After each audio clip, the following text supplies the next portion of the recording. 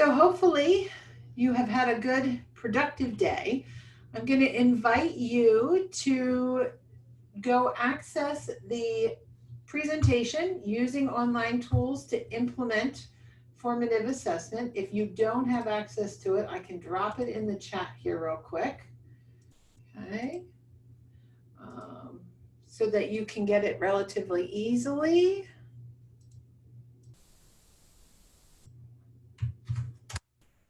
It looks like maybe only one person might be up and running on it, but I want to, we'll see how this goes. I spent a lot of time trying to work through all the logistics of this because I really think that in terms of online formative assessment, it's not necessarily something we're very fluent in doing. And so I'm going to expose myself and let you know that I too am still struggling with this a little bit, in that I don't have as many opportunities to practice. So part of your purpose here today is to learn, but we're also going to get some practice. So we will get started. One thing I'm going to show you is that I usually, when I present, will present in presentation mode. So I would go into my Google slide deck, right? And then this is what you would see. But we're actually going to, for today, I'm going to work out of the online editing mode because I'm going to give you some opportunities to interact with the information, okay? And so I actually may need to give you editing rights, and I forgot to do that. Anyone with the link can edit. I would prefer if you don't move any slides around for me, because that would make things really interesting.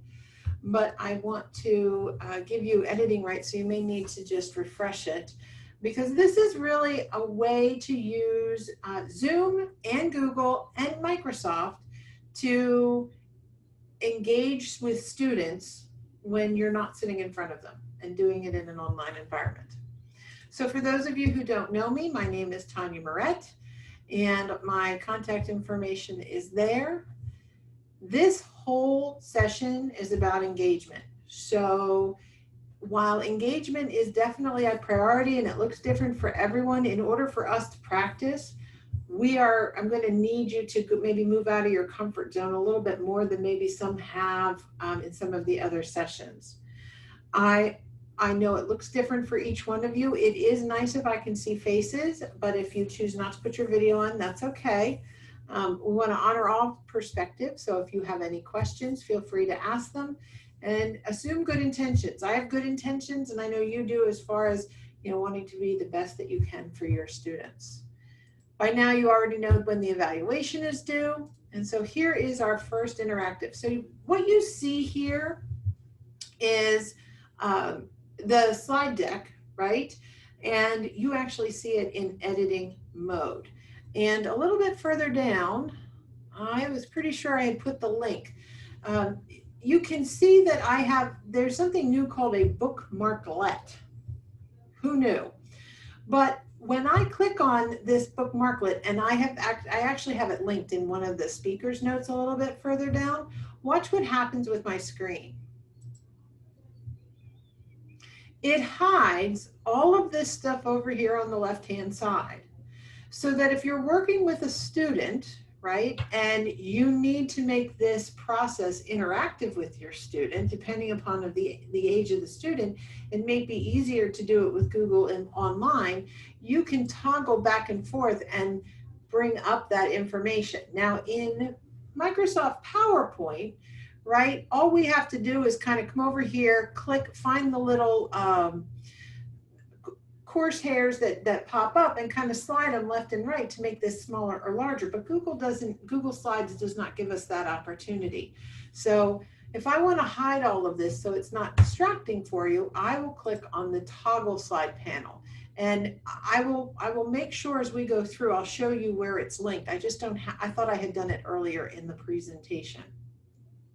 But what I want you to tell me is, what is your internal weather report when considering how to engage learners online? And it should not be, isn't this wonderful? I can edit in real time. So I'm going to go back, And these are kind of like virtual stickers. So you're going to be able, I believe it's slide 6, you're going to be able to go in and you're going to be able to right mouse click on any one of these and copy it, go to the next slide, right? Hey, Tanya? Yes. We're only seeing your Google Drive. Oh, okay. I apologize. I guess I did not. I apologize. All of that good information and now you can't see it. All right. So let me back up a little. Sorry about that. So you didn't get to see my magic trick with toggling? So let me, thanks, Ryan. When you, so you can see it now though, right? You can see the slide deck? Okay, good. This is what I was talking about. Over here on the left-hand side, these are all my slides that I'm going to kind of go through. But if I am doing literacy instruction or math instruction and I've pre-populated slides, I may not want you to be distracted by them. So I can come up here and I can toggle this so that they actually are hidden from view. And what I wanted you to do was to choose one of these internal weather reports or one of these icons and tell me which one you identify most with when thinking about how to engage learners online. I am going to tell you that I chose a weather report that's kind of cold because sometimes when we engage with learners online, it feels like we're disconnected. It feels like that warm fuzzy that you get when you're working in the classroom with students isn't always there. So sometimes I feel like it's a disconnected experience. So you go ahead and choose one of the stickers from slide 6. Right mouse click on it, copy it, and then put it into slide 7 for me. Tell me how you feel.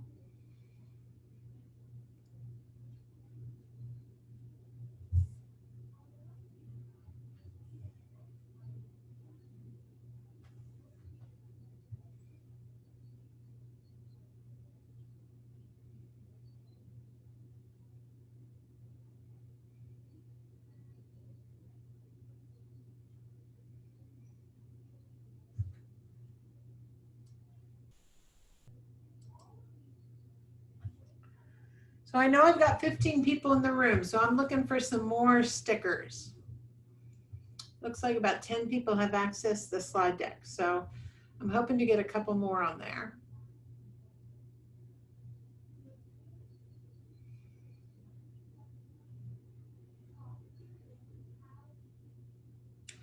So can I ask one of you to share with me why you chose your weather report? You can go ahead and unmute yourself.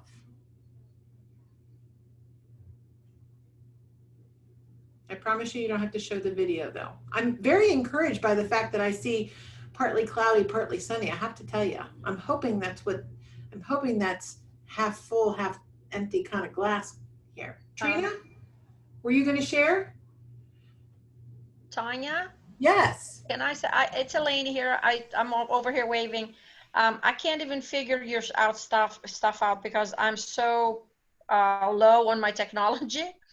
But you don't have anything there for a complete desert, do you? Because I am dry. You know, there's nothing. So I'm hoping that I'll get something from here that I can like work with, you know, so you know, because I don't think I'm anywhere near where any of these folks that are in this you know, in this part right now can do. Eleni, is it Eleni or Eleni? Eleni. Eleni, I so appreciate you sharing because I really feel like that's where we're all kind of coming from at this point, because this is not natural for us. This is not, I mean, we're being asked to really manipulate a whole bunch of skills, not just good pedagogy, right? Not just good teaching and learning, but now you got to add the fact that the student isn't even there in front of me or isn't in front of me live. And I want to be able to create a pathway that we both can engage together. So one of the things I'm going to say is that when you start this process, it's okay to let your learners know that you are still building your skills in this process and that it's very hard to practice on yourself, right? It's very hard to practice without somebody there looking back at you. So I really appreciate you sharing. And I do usually say, if I don't have something that represents your internal weather report, you can put it in the chat or you can create your own. Awesome. That's okay, Jenny. I don't mind at all. That's all good. So anyway, we have the desert. How about anybody else want to share based on what you've posted? I'll share. I think I put the cloud and the sun because sometimes I think online is better for some of my kiddos because they're not afraid to speak out, and I can like answer them individually and give them their undivided attention, like kind of at all hours of the day. Yet my intervention kiddos, you know, they're really reluctant to get on. So it's kind of like, it depends. It's either, it really is either cloudy or sunny. Yep. And some of these, like I'm sharing with you some resources that I would encourage you to sit with and explore, because they are really, a lot of them were designed for that intervention level. So working with some of our most reluctant learners.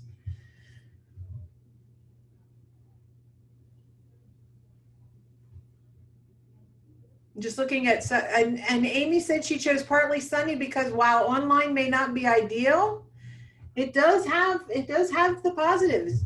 There are some bright sides, and she thinks about seeing them for the first time after such a long time and not interacting on a normal basis. There's a silver lining of technology that allows us to interact.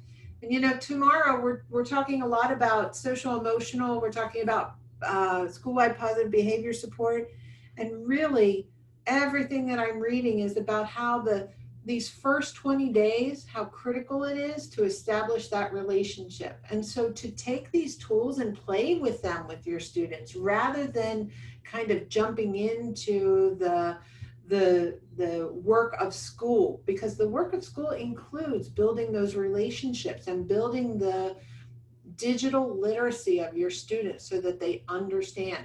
I made an assumption in terms of Google about my learners, but if I had longer periods of time, I would probably start even further back and kind of introduce Google in different ways. So I really appreciate you guys all sharing and putting yourself out there, because it is definitely a different medium for all of us. So in moving on, I want to highlight for you that these are the outcomes for today.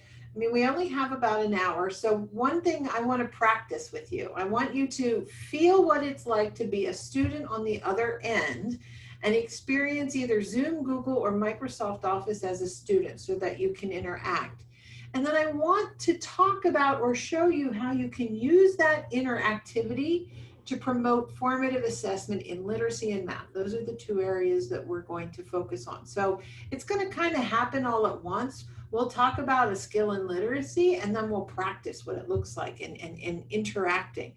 But before we launch into that, I do want to just make sure, you know, that we're all working off some of the same definitions, right? Why active engagement? We need for students to have opportunities to respond, because we know that when they do, it increases academic achievement. I can tell you all what to do, but until you actually do it, until you actually engage in the process, you're not going to know if you do it. And when you're busy doing whatever the task is, that's less time that you're off task, right? And it decreases some of those behavioral those behaviors that we are trying to move beyond in order for students to be successful.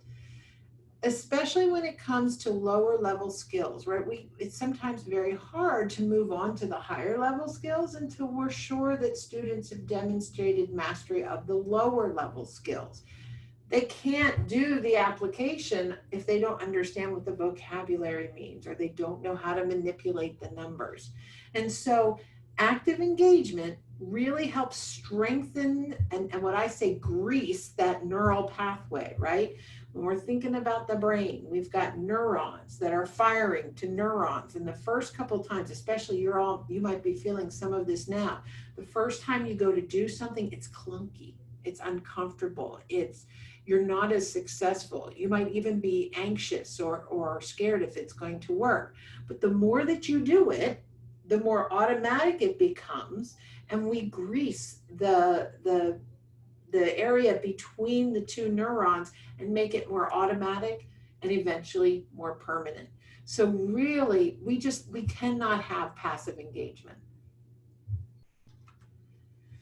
The rules of engagement, right? First and foremost, you have to capture everyone's attention. You have to give them something fun, interesting, thought-provoking. So that's what I'm going to do right now. I am going to give you a poll. Here's the poll. It's really tough, but this is your chance to interact, right? Let's see, let me go to my polls. All right. I know that there's 13 of you in here, and I have just launched a question. What is your comfort food go-to option during the COVID closure? Now, granted, this might not have something that's on your list, but of the ones that are available, which one would you go to first? Is it leftovers, something yummy from scratch, anything sweet when anyone else in the house cooks besides me? That's mine. Takeout or delivery, or some alternative to eating, like going for an exercise run or something. I see 7 of you have answered. Part of active engagement, not only once you get their attention, is to make it relevant, right? And so obviously I'm not going to be doing a lesson on food, but I'm trying to connect in a way that will build or link background knowledge. And I have an expectation that everyone's going to participate. So we're at 11 out of 13. We still need 2 more people who are going to interact. And this is a low intensity interaction. That means I don't know what you are saying. Nobody else in the room does. And there's no wrong answers. So hopefully you're not going to make me wait too much longer. I still have 2 folks who have not weighed in, right? What is your go-to comfort food? And I'll continue to talk about the rules of engagement while we may wait for some other folks to respond. It promotes efficacy, right? We don't know if we're successful until we try it. And active engagement allows the educator to give feedback to the students that lets them know if they have indeed been effective, correct, accurate. And, if we go all the way back to Slavin's work, success breeds success. So making these opportunities for students to engage, small, manageable, and successful, will help build momentum for students to be successful with some of the harder things. We're at 12 out of the 13, so we need 1 more person, right? 1 more person who has not voted. And I'm going to check to see, is there anybody on this call who is on a phone? Because a phone will make it difficult. 1, 2, 3, 4, 5, 6, 7, 8, 9, 10, 11, 12. I only count 12 people. That's interesting. It's saying that there's 13, maybe, but I did count myself. All right, I will close the poll and let's end the polling, and I'm going to share your results. So it looks like many of you have opted for, the majority of you have opted for takeout or delivery. Boy, was that something in those first couple weeks that I was missing, right? But it looks like everything but leftovers got at least 1 vote. So hopefully when you leave here today, or when you're done with your day today, you get to go have some comfort food. But polling is an easy way to engage the learner and to start to bring them into the process of learning. And it doesn't have to be specific to the learning task. It can just be a way of capturing the learner's attention. One last thing about engagement is providing support, right? Providing cognitive support. When we think about universal design for learning, this is probably, we don't have enough time today to go into this one fully, but thinking about the barriers that that our students may have to either receiving new information, processing it, or expressing it. And that is a tall order, and that really does pose a challenge if you don't know your students. If you know your students and you know what their levels are or what their abilities are, then you can plan for this a little more successfully. But really trying to mitigate those barriers. And I know that Val talked today about universal design for learning, and she'll be talking, and Val will be talking tomorrow and Friday or Wednesday about ways in which we can use or we can mitigate some of those barriers for school-wide positive behavior support and to meet the needs of some of our learners with disabilities. Thinking about meaningful active engagement, it needs first and foremost to be formative. What's that mean? Well, what I just did with you was not a formative assessment. I'm not using that information for instruction. I'm not going to go grocery shopping as a result and help you all create a meal. So that was really a sense of, I'm just going to get everybody together for attention. But when I make it meaningful, it's going to drive the instructional decisions I'm going to make. Needs to be brief, routine. It has to be something that the students understand what's the process. And if we always use the same techniques, they're going to get tired of it. So we want to vary them and make sure that they're easily observable. So this session is not about Zoom tools. In fact, Des is on the call, and tomorrow she's going to spend some time talking about Zoom tools. So that is an opportunity. And what I did, instead of kind of unpacking Zoom for you, we're going to use Zoom today. And if some of those you say, I don't know how to do that, there's a link here for you. So it'll take you to some information that will show you how to set it up.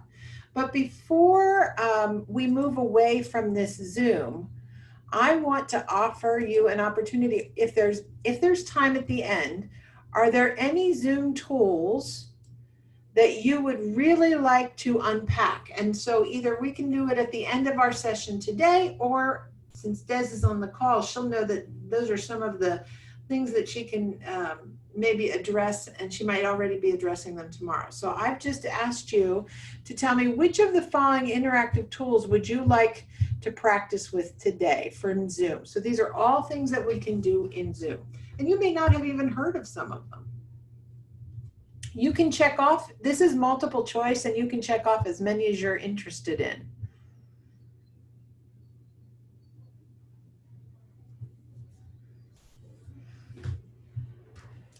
So I'll give you a minute to read through those.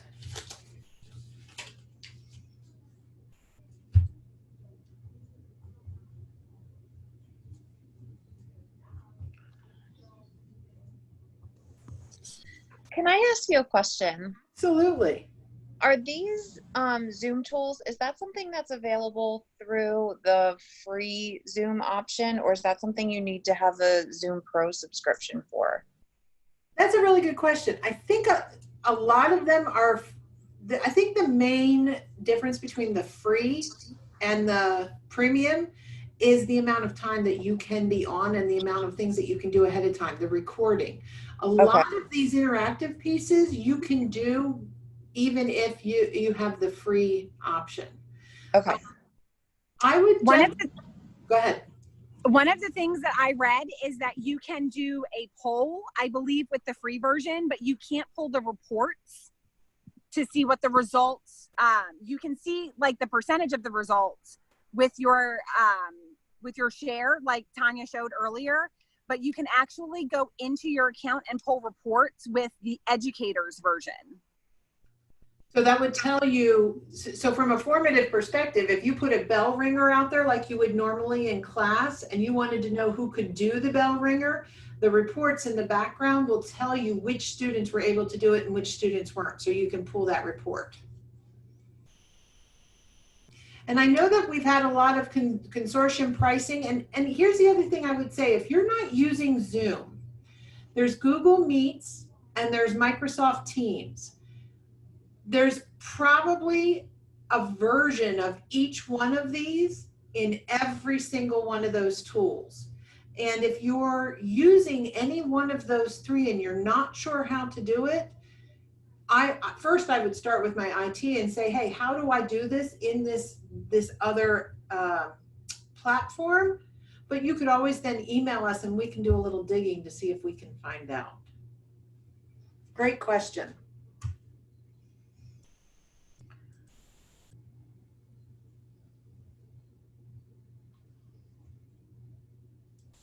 So,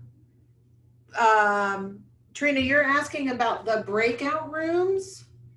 So with the premium version, breakouts do come, but here's one thing that I don't know if people understand. Sometimes they don't realize what they have access to because they make changes locally, but there is, in order to make changes to Zoom tools that would apply to multiple meetings, you actually have to go online, and I just clicked on this so you could see, this is my online account, and this is where my settings and recordings and account and reports are all at. I would imagine that this looks very different, and I'm sure it does for the free version. But if you have the premium version, some of the things that you have access to are in this session. I can understand why breakout rooms may be prevented and may be turned off. So if that's not something you can use, there are other, I mean, we'll just have to, that's one of those workarounds that we'll have to use. Okay, so I'm just going through this, sharing multiple screens. Annotate, we're going to do some of these as we do our lesson. Remote and breakout. Okay, so basically, you guys kind of asked for all of them. I don't think I get through all of them, but we'll do as many as we can. So before I move to the actual lesson, I want to show you in the folder that you have been given access to, and I'm going to make sure that you can see this. So new share. There's a book, or there's a file here called Links for Virtual Tools. And I want to tell you that probably the best resource, especially for literacy, is this UFLI virtual teaching. UFLI is the University of Florida, and they have created a virtual teaching resource hub. And they have tutorials, not just on how to use Zoom or how to use Google Meets or how to do virtual teaching, but also how to do Alconin boxes, how to do phoneme grapheme mapping, how to use decodable text. So I just want to put a plug in. I'm going to use some of them from the site today, but what I tried to do was give you an idea of what the link was and then what you could do with it. The only way to get better at using these tools is to play with them, is to practice with them, is to watch the videos and try them out. So I wanted you to know that this is here, and I did one for literacy, and then I also did one for math. I have some go-to tools that I think are really fabulous for online, for using and instructing online.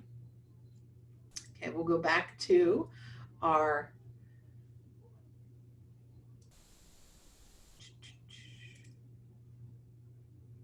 too many things open here. Okay, so our remote routines. So just like when you're in the classroom, right? When we're trying to establish online expectations, we need to have, just like we have a matrix for classroom expectations or hallway expectations, we should also have a matrix that addresses our expectations online. And so some suggestions are things like stay in my area. They could be things like, I always want to be able to see your face. I'm sure some of you have been in Zoom rooms where, it has looked like this, right? And it makes it very difficult when you're instructing. So getting students to make sure that the camera, if you're going to have the camera on, is positioned appropriate, or is positioned correctly. Maybe you want students to follow directions the first time. You want to use a schedule so they have an idea of what are the plans for the lesson. And when you want them to respond, right, just like when we're in the classroom, we want to have a routine for responding. So if we want everybody to respond at the same time, meaning all together, we can just say, okay, everybody, and whether you have your camera on or not, what is the capital of Pennsylvania? And I might say, okay, I'm going to say 1, 2, 3, and put my hands out. Oh, it's hard for you to see them. Let me move back a little. Okay, the choral response, I'm going to ask a question and then I'm going to count to 3, 1, 2, 3, and then I'm going to point to you, and that means I want you all to respond together. So we'll practice that, right? All right, everybody, what is the capital of Pennsylvania? I want you to think about it. What's the capital of Pennsylvania? All right, I'm going to count us down. 1, 2, 3. Harrisburg. Harrisburg. Okay, and so it's very rare that you're going to have everybody respond in unison, but it really is an opportunity for you to kind of set the stage. If you're working in small group or you're working in a large group, making sure that everyone has an opportunity to respond in using a routine. There are some other ways that, especially when we're talking about literacy, that you might want students, maybe if you have a small group, you might want to do an echo response. So perhaps I'm going to do something. So I might read a word or say a word or do sounds, and then I'm going to say, okay, 1, 2, 3, now you read, and you would respond with exactly what I say. So that's an echo response. And then sometimes you might have just an individual student responding. And so letting the students know that when I want you to respond, I'm going to use your name. So I'm going to read, or I'm going to question, or I'm going to give you a prompt, and then I'm going to say your name, and then I want you to respond. So letting students know ahead of time what that's going to look like can really help with the process. So this is not meant to be a demonstration of the perfect lesson, okay? What I've done is I have pulled some activities that we're going to do, and I'm letting you know that during our time together, we're going to spend some time in phonemic awareness. We're going to use the Elkonin boxes and sound out some words. We're also going to be introduced to a new grapheme, and we'll talk about that. And you'll practice decoding some words. Today, we're also going to practice our blending. And when we're done with these 3 activities, we're going to take a brain break. I'm not sure in your classroom if you've ever talked about brain breaks, but boy, in an online environment, do you need a brain break? Was that 15 minutes between each session enough for you? Probably not. So this brain break, when we get to that, I'm going to give you a chance to kind of let loose a little bit. And there are actually online virtual brain breaks that are applicable for different ages of students. Then when we're done with that brain break, we're going to do some mapping, some phoneme grapheme mapping, and we're going to end today by talking about by being assessed, right? We're going to, formative assessment, progress monitoring is part of what we're doing. And so I'm going to take turns with each of you. I'm really not, but I'm letting you know that, if I were working with students, I would want to tell them ahead of time, that we're going to do some assessment at the end, and then we will end our session together with one more brain break. So now you'll see, I'm not sure if you can see down here in the bottom, I have this link, and actually I'm going to make it a different color because it's really hard to see. Do you see this? It says gmalcolm.com at hide side panel. This, if you click on this link and you put it in to the URL, Can you all see the website, or do I need to do a new share? You can see the website? Okay, good. So I went in and said, I wish I could hide the side panel. Is there a way to do that? Well, this gentleman has created it, and it's actually called Hide the Side Panel in Google Slides. And literally all you do is you come down here to toggle this link, and you drag it up to your toolbar. And right here it is. You can see it's on my toolbar. It says Toggle Side Panel. And this allows me, like right now, kiddos can see the slide, the sequence of slides, and they can also see the main slide. I want to hide this, right? So I'm going to toggle so all you can see is the frog. All right, so this is a way of using Alconin boxes, right, when we're working with students' phonemic awareness. And so this is nothing more than a Google slide. You can create this in PowerPoint as well. And what I would ask you is, I'm going to ask you in the video, I want to know, I want you to think, how many sounds are there in the word frog? Okay, so I want you to think. And then when I ask you, I'm going to go 1, 2, 3, you're going to hold up the number of fingers that represent the number of sounds in the word frog. Okay, so I see, okay, people's videos are on. Thank you.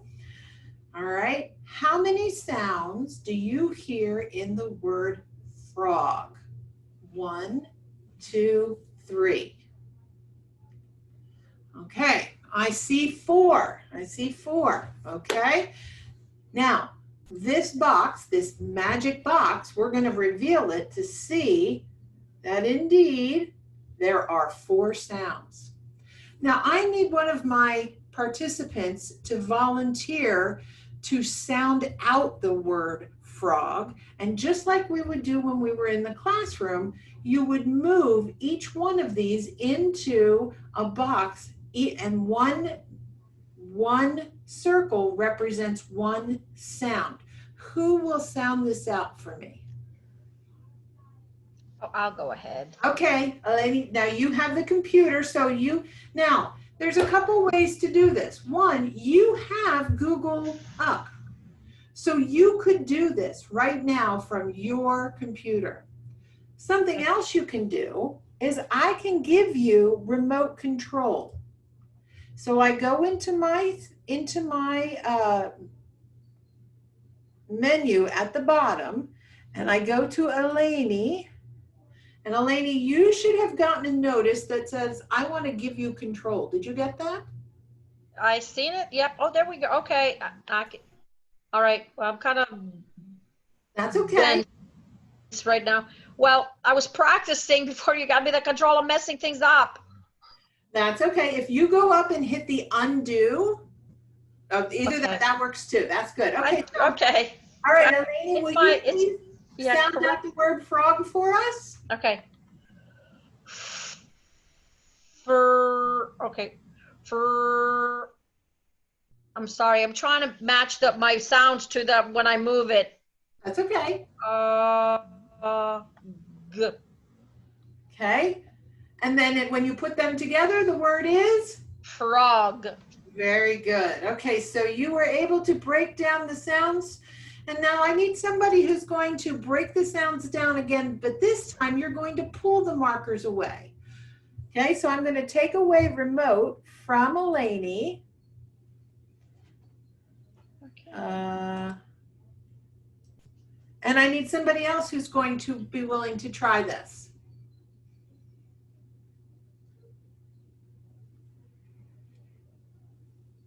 Trina's like, I'll do it. All right, Trina, I'm going to give you remote control. All right, go ahead. So you want to make sure you unselect that box. So it's anywhere outside of the screen. Okay. Am I on? Yep. Okay. Whoops.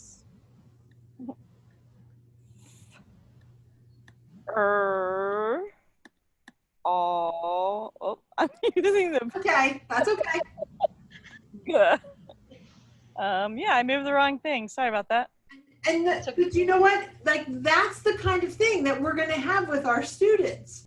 Did that prevent the student from being able to sound out the word frog? No. So we want to, and really, this is why you want to take those first 10 days, 15 days, and really play with the technology with kids. This is really not necessarily about sounding out the words right now. In order to be successful, it's really about small, or not gross motor. Why can't I think of the word? Fine motor. Fine motor skills, right? This is fine motor skills. This is eye-hand coordination, okay? Now we can use there's a template in your links that has pictures, but you can also, if I toggle back up here, I'm going to take your control away. Okay. Now, let me just ask you, Trina and Eleni. Yes. How hard was it to assume the remote control? I mean, obviously there was some practicing, but how, in terms of as a student, what did that feel like? For me, it was very awkward because I was trying to make sure, because like I said, I'm not very, online technology literate like most people, because I'm like really old school. So for me, it was, I could see on the other side of my kids, those that say are having other problems, you know what I mean? Like their disabilities, and they have to do this. Very awkward. It was hard because I was trying to match my sound to my movement and it wasn't matching. So I kind of like, flip-flopped, and you can tell how everything went. So, it will build empathy on my part, Right. So not only empathy for the learner, but let's just talk about that for a minute. If the student is struggling with the eye-hand coordination of doing this online, what barrier? Because that's a barrier, right? How could you mitigate that barrier? Well, for me, that was like, with students, you mean, or on my own part? No, with students. How could you plan for the fact that they might struggle with manipulating the mouse or the Google slide? Well, there's, we can offer different things to help them with their hand-eye coordination, like certain tools that, with movements and stuff, like practice ahead of time instead of going straight into this, so that's one of the things, or like, say, if you were to have, not on the computer, but, I'm thinking cognitively on the thing, like rice. I don't know if this will apply. If you have little things of rice and you're kind of, taking them and putting them to one place or to the other, it will help with that. Now, and then you can transfer it from, say, the desktop, how you're doing that on physically with your fingers, with doing that, on the computer with, with their like Chromebooks or whatever it is that the school gives. It's up in the air right now which books they're going to get. But I think something like that, something small with a fine motor skills to work with that in the meantime, while we're doing that, have the right color coordinated. So you're doing it there before you move on to the computer, if that makes sense to people. Okay, any other suggestions? Thank you, Eleni. Yep. Mm-hmm. I'd say, could they just touch it with their cursor so we can see their cursor and not have to drag it? Okay, they could just touch it, highlight it, so that we could build up to it. Okay, thank you. Any other ideas? Well, the teacher could be the one who moves it while the student says the sound. That's right. So they could tell me which color and where I'm moving it. Okay. Thank you, Amy. If you know that this is one of, like, and Des, every time I say Elkonin, I know you say Elkonin. I haven't found the correct I'm old habits die hard. But we use Elkonin boxes not just for the sound. We can use them for syllables. We can use them for sentence structure. This particular process, and segmenting and blending, whether it's phonemic awareness or it's sentence structure, is a skill that students are going to need all the way up. This might be something that goes in a to-go bag, you know, with just blocks and chips, that this is part of what we give every student that they have as part of their materials. You know, we think about online moving back and forth and actively engaging online. It doesn't always have to be a digital tool, but sometimes the digital tool is what gets us thinking about what would the real tool be. All right, so I'm going to move ahead with in the interest of time. There's just another template there that gives you an option. Our next Zoom interaction would be to introduce a new grapheme and give you a decodable word list. And down at the bottom in the speaker's notes, you'll see that I've given you some resources of some places. If you're going to introduce a new grapheme and you need to create a list of words for students to be able to practice the pronunciation of that grapheme, you can go to, one of my newest is called Finder, P-H-I-N-D-E-R, by Dr. Kearns, and it will create word lists for you. It's really easy to use, and that's what I used in order to create this word list. But there are a couple other options down there. But what we don't realize is this arrow, right? This arrow moves. So I can move it and have the class read together at the same time. I can say, okay, we're going to go down this, we're going to use the grapheme OW to pronounce the sound ow. Everybody repeat after me, ow. Oh, I didn't do it right. I'm so glad you guys didn't do that. I didn't do my routine, right? 1, 2, 3. Ow. So now we're going to read, we're going to decode the words, right? So if we decode the words, I'm going to read the first list at the pace I want you to do, and then we'll read the second list together. Now, how, cow, brown, power. Okay, now watch. This is my magic box. I already have the words loaded, and now it is your turn. Ready? 1, 2, 3. Ow. Howl. Clown. Gowns. Plow. So this slide actually lets you preload the words and manipulate the process. Moving on to our blending. This slide is pre-populated with, as we're practicing our blending routine, right, with CVC words, I would ask you to pronounce the word, and then I'm going to move one of the tiles, and you're going to blend, you're going to read the next word. So first of all, let's start by segmenting the sounds. It'll look like this. P, ah, p, pop. Okay? So would you do that with me, please? 1, 2, 3. P, ah, p, pop. Okay, so I'm going to take away one of these tiles. I'm going to drop it into my magic box. Now the word is 1, 2, 3. P, ah, palm. Okay, and so these are preloaded, and you can move as quickly or as slowly as you want depending upon where the skills are of the students. And you just need to remember that when you're done, you may need to go back and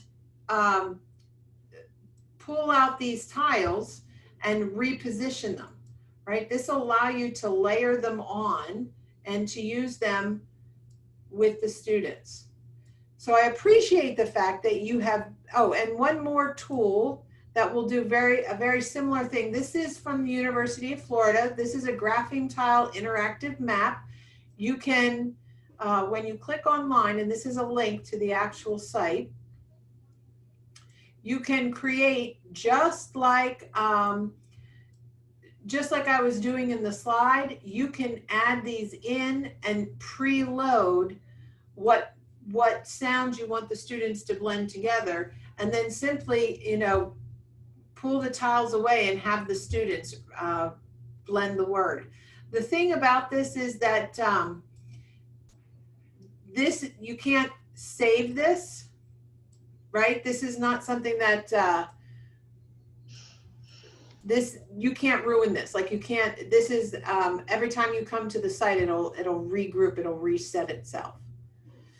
All right, so now you all have done the first 3 pieces of the schedule, so it's time for a brain break. And we're going to go to YouTube, and for about 1 minute and 41 seconds, we're gonna shake it out. I know you guys are like, okay, this is really silly, but can you see your students wanting to? All of these are opportunities. Can you hear it? Yeah? Yeah.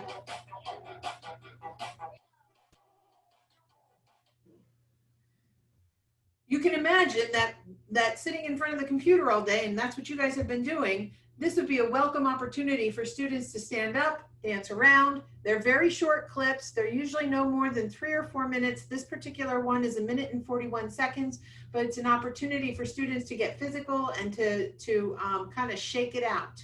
I've actually included in the Zoom link a couple different brain break places where you can go and get different examples of brain breaks. I'm sure you've heard of Go Noodle. This is the virtual version of Go Noodle. So this particular activity, modified phoneme grapheme mapping, really makes use of the annotation tool. So I'm going to share. Oh, I am sharing. Okay. On your screen, in your share, you should see up top under view options, you should be able to click down on view options and you should see an option to annotate. Do you see that? Just need a thumbs up. Okay.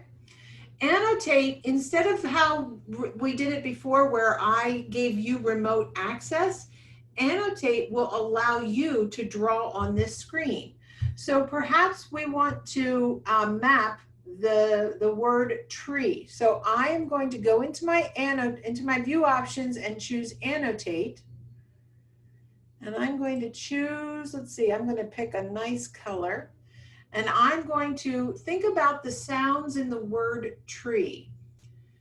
We're working with the vowel team E. So if it's T, R, E, those are the 3 sounds, and then I would go back and map them. What makes the T sound, right?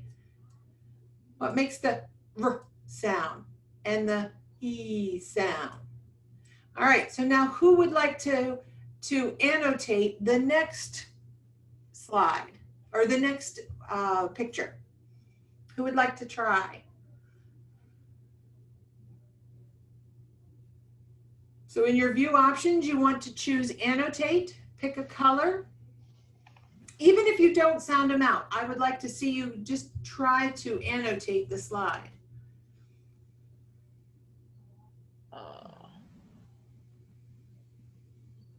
Hold on. So up under view options, right? Okay, let's see. When you click on view options, your second option will be to annotate. There you go. So who's annotating? That's Amy. Thank you, Amy.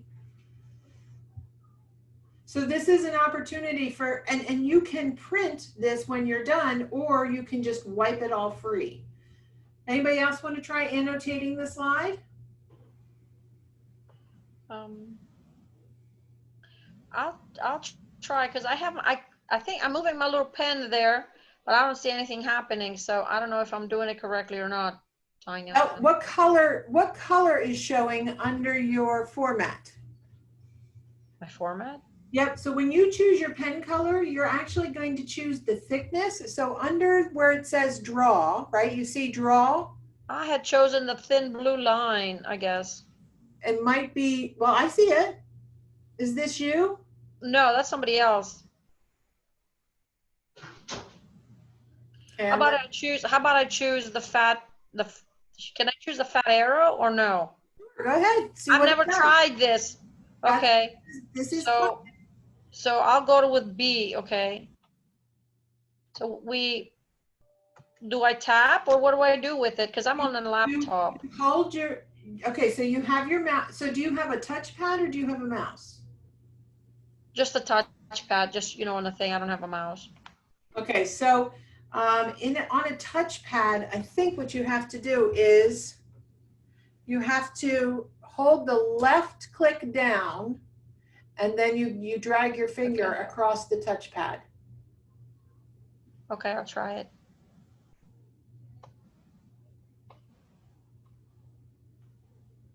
So hold the left click down. I'm not working. I have my little pen, but it seems like my ink is invisible. So go up to where it says format and choose a bright color. Okay, I'll choose pink. Okay. Okay. So I should where do you want me to go? Where the little Wherever B is? you want. Just go ahead. Okay. There we go. Now I did it.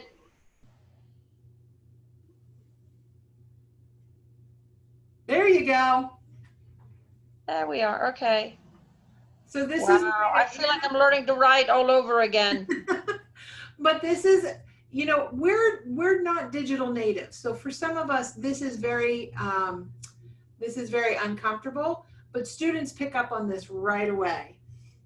Yes, I know they do because mine, believe it or not, when we were in class, they used to love to teach me how to do things on the computer. That was one of our, I don't know if more bonding because now they were teaching the teacher. So, okay. All right, so I'm going to stop annotating. I'm going to close that out. And I want to at least take you through talking a little bit about, let's clear, I did not clear my annotation. So hold on one sec. Clear all drawings. I'm talking about assessment, right? You can, if you need to do some progress monitoring with students, in Google, you can put a screenshot, and right now this is very tiny. You could actually snip this and cut it in half and blow it up so that you could actually do the progress monitoring with students while using the Google Slides. That will help you keep track of their performance. And instead, the only thing that you need to do, and I've actually included this in the folder for you, is we often read, well, we should be reading the directions for our assessment to students before we begin. If we're going to do online assessing, it's going to change the directions. And so I've included in the folder for you directions on how to administer online assessments with the online instructions so that you have them all ready for you. And the ones that I pulled are from Dibbles. So, but they're pretty generic. They just take what we usually do and add that online component.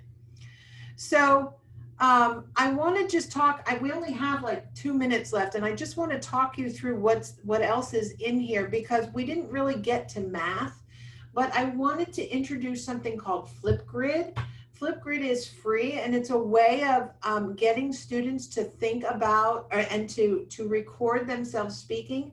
They don't need to use a video, but you can use this formatively because you can give students a prompt and they can record what they think the answer is.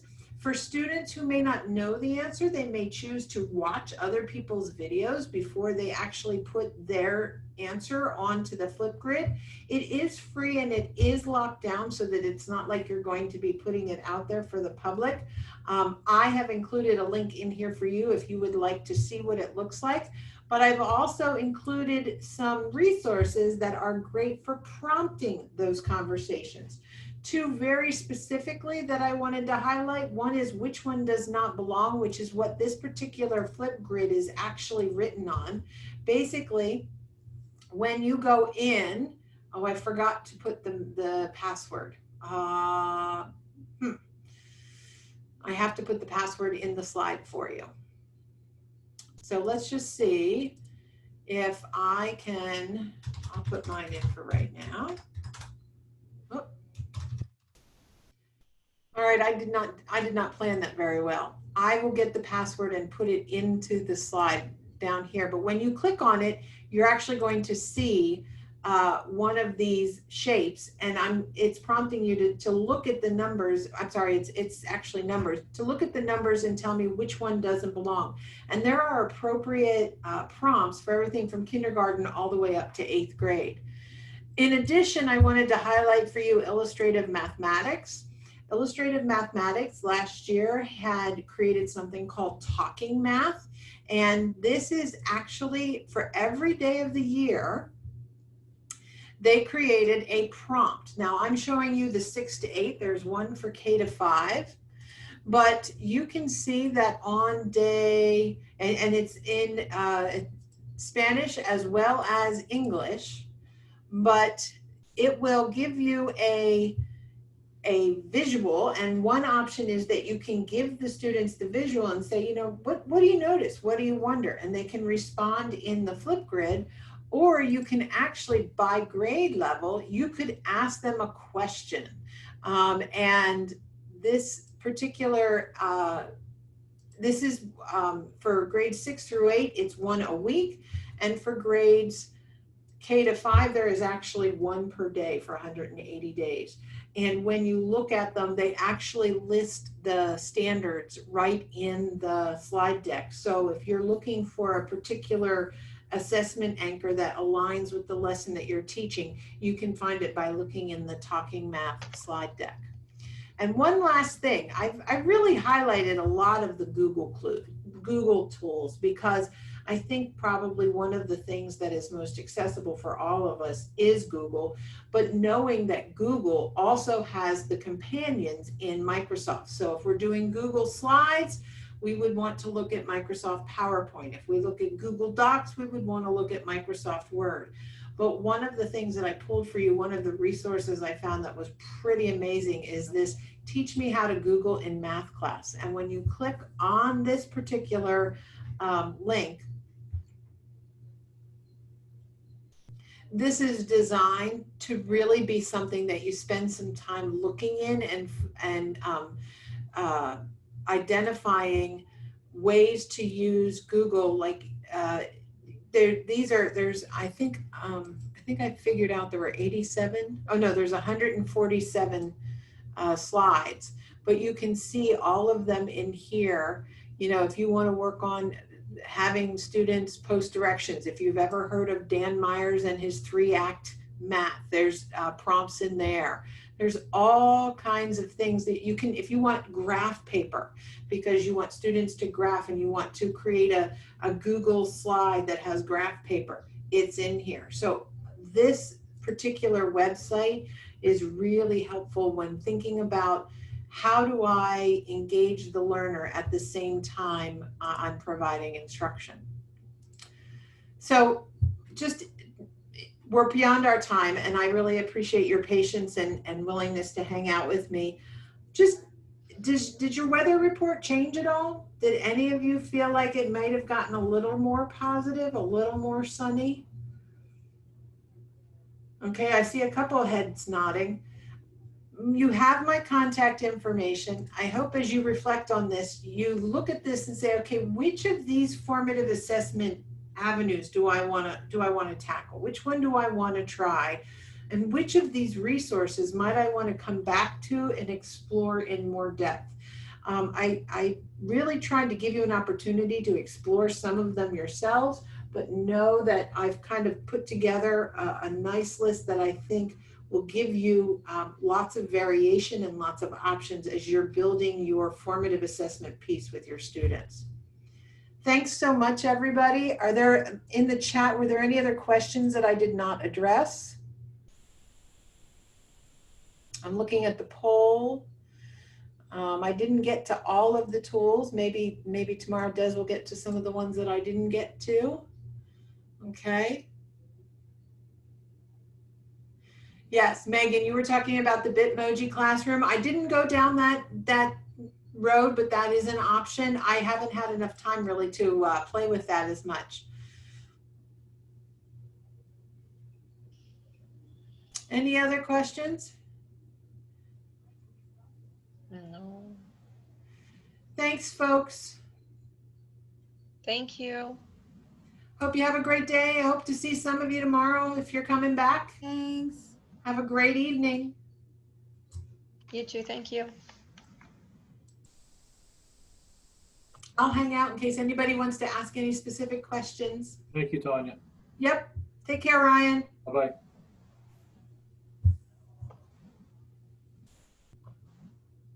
Come on in.